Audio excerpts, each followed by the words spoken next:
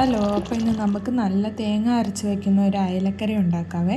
അപ്പോൾ അതിനായിട്ട് ഞാൻ എൻ്റെ മീൻ ഇവിടെ കഴുകി വൃത്തിയാക്കി കഷ്ണങ്ങളാക്കി മുറിച്ച് വെച്ചിട്ടുണ്ട്.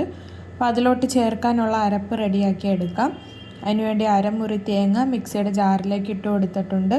അതോടൊപ്പം തന്നെ 3 ടീസ്പൂൺ മുളക് പൊടിയും ഒരു ചെറിയ സവാളയുടെ പകുതി എടുത്തിട്ട് 3-4 കഷ്ണങ്ങളാക്കി അരിഞ്ഞിട്ടിട്ടുണ്ട്. നിങ്ങൾക്ക് ഈ സമയത്ത് ചെറിയുള്ളി ഒരു 4-5 എണ്ണം ചേർത്താലും മതി. എൻ്റെ കയ്യിൽ ചെറിയുള്ളി ഇല്ലായിരുന്നു, അതുകൊണ്ട് സവാളയാണ് ചേർക്കുന്നത്. പിന്നെ ഒരു 1/2 ടീസ്പൂൺ മഞ്ഞൾപ്പൊടിയും കൂടി ചേർത്തിട്ട് ഇത് നല്ലപോലെ ഒന്ന് അരച്ചെടുക്കണം. അരച്ചെടുക്കാനുള്ള വെള്ളവും കൂടെ ഒഴിച്ച് കൊടുക്കുന്നുണ്ട്. അപ്പോൾ നമുക്കിത് നല്ല പേസ്റ്റ് രൂപത്തിലൊന്ന് അരച്ചെടുക്കാം. അരപ്പെല്ലാം റെഡിയാക്കി അരച്ചെടുത്തതിന് ശേഷം നമുക്ക് അടുപ്പിലോട്ടൊരു ചട്ടി വെച്ച് കൊടുക്കാം. ചട്ടി ഒന്ന് ചൂടായി വരുമ്പോൾ ആവശ്യത്തിനുള്ള വെളിച്ചെണ്ണയും കൂടെ ഒഴിച്ച് കൊടുക്കാം. വെളിച്ചെണ്ണ നല്ലപോലെ ചൂടാകുന്ന സമയത്ത് 1 ടീസ്പൂൺ കടുക് ഇട്ട് കൊടുക്കാം. അതോടൊപ്പം തന്നെ 1 ടീസ്പൂൺ ഉലുവയും കൂടെ ചേർക്കുന്നുണ്ട്. ഇനി നമുക്ക് ഒരു 2 ടീസ്പൂണോളം ചതച്ച് വെച്ചിരിക്കുന്ന ഇഞ്ചിയും വെളുത്തുള്ളിയും കൂടെ ചേർത്ത് കൊടുക്കാം.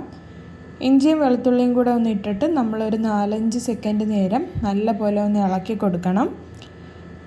അതിനുശേഷം നമുക്ക് നേരത്തെ ബാക്കി വെച്ചിരുന്ന ആ സവാളയുടെ ബാക്കി പകുതിയില്ലേ, അതും കൂടെ ചെറുതാക്കി ഒന്ന് അരിഞ്ഞ് ഇട്ട് കൊടുക്കാം. പിന്നെ ഞാൻ 2 പച്ചമുളകും കൂടെ നെടുവേ കീറി ഒന്ന് ഇട്ട് കൊടുക്കുന്നുണ്ട്. ഇപ്പോൾ തന്നെ പച്ചമുളക് ചേർക്കുന്നത് ഇതിൽ എരിവൊക്കെ നല്ലപോലെ കറിയിലേക്കൊന്ന് ഇറങ്ങാൻ വേണ്ടിയാണ്. ഇനി നമുക്ക് ഈ സവാളയൊക്കെ നല്ലപോലെ ഒന്ന് വഴണ്ട് വരുന്നത് വരെ കുറച്ച് സമയം ഒന്ന് ഇളക്കി കൊടുത്തുകൊണ്ടിരിക്കാം. ഇപ്പോൾ സവാള നല്ലപോലെ ഒന്ന് വഴണ്ട് വന്നിട്ടുണ്ട്. വെളുത്തുള്ളി ഇഞ്ചിയൊക്കെ ഒന്ന് മൂത്ത് വന്നിട്ടുണ്ട്.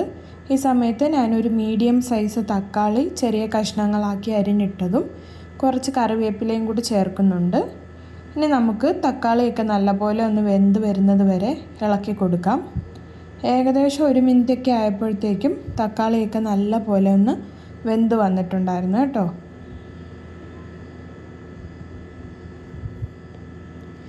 ഇനി നമുക്ക് നേരത്തെ തയ്യാറാക്കി വെച്ചിരിക്കുന്ന അരപ്പ് ഇതിലോട്ട് ചേർത്ത് കൊടുക്കാം. പിന്നെ ആവശ്യത്തിനുള്ള വെള്ളവും നമ്മളിപ്പോൾ തന്നെ ചേർത്ത് കൊടുക്കേണ്ടതാണ്. ഞാൻ ഈ മിക്സിയുടെ ജാറിലോട്ട് തന്നെ കുറച്ച് വെള്ളം എടുത്ത് കറക്കി ചുറ്റി ഒഴിച്ച് കൊടുത്തിട്ടുണ്ടായിരുന്നു. 1 കിലോ അയല മീനാണ് ഞാൻ എടുക്കുന്നത്. അപ്പോൾ അതിന് ഞാൻ 2 കപ്പ് വെള്ളമായിരുന്നു ചേർത്ത് കൊടുത്തിരിക്കുന്നത്. നിങ്ങൾക്ക് ആവശ്യത്തിന് വേണ്ട വെള്ളം ഇപ്പോൾ തന്നെ നമുക്ക് ഒഴിച്ച് കൊടുക്കാവുന്നതാണ്. വെള്ളം കൂടെ ഒഴിച്ചിട്ട് നല്ലപോലെ ഒന്ന് ഇളക്കി ചേർത്ത് കൊടുക്കാം. ഇനി ഈ കറിക്ക് ആവശ്യമായിട്ടുള്ള ഉപ്പ് നമ്മൾ ഇതുവരെ ഇട്ടിട്ടില്ലായിരുന്നു. ഞാനൊരു 2 ടീസ്പൂൺ ഉപ്പും കൂടെ ഇപ്പോൾ ചേർത്ത് കൊടുക്കുന്നുണ്ട്. നിങ്ങൾ വെള്ളം എടുത്തിരിക്കുന്നതിനനുസരിച്ച് ഉപ്പ് ചേർത്ത് കൊടുക്കാവുന്നതാണ്.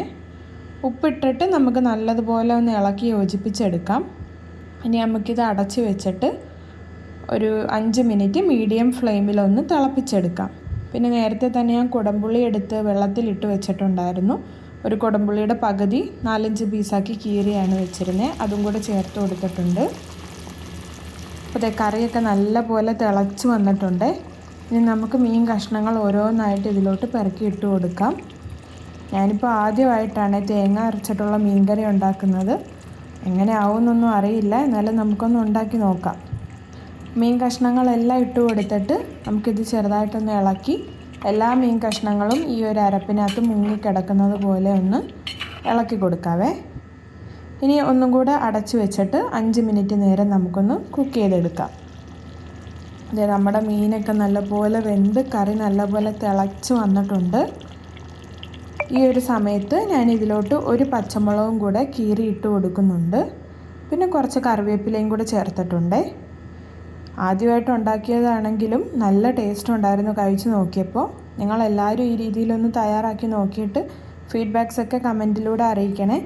പിന്നെ നമ്മുടെ ചാനൽ ഇതുവരെ സബ്സ്ക്രൈബ് ചെയ്യാത്തവർ ഒന്ന് സബ്സ്ക്രൈബ് ചെയ്തേക്കണം. വീഡിയോസൊക്കെ ഇഷ്ടമാവുന്നുണ്ടെങ്കിൽ ലൈക്ക് ചെയ്ത് നിങ്ങളുടെ ഫ്രണ്ട്സിനും ഫാമിലിക്കൊക്കെ ഒന്ന് ഷെയർ ചെയ്ത് കൊടുക്കണേ.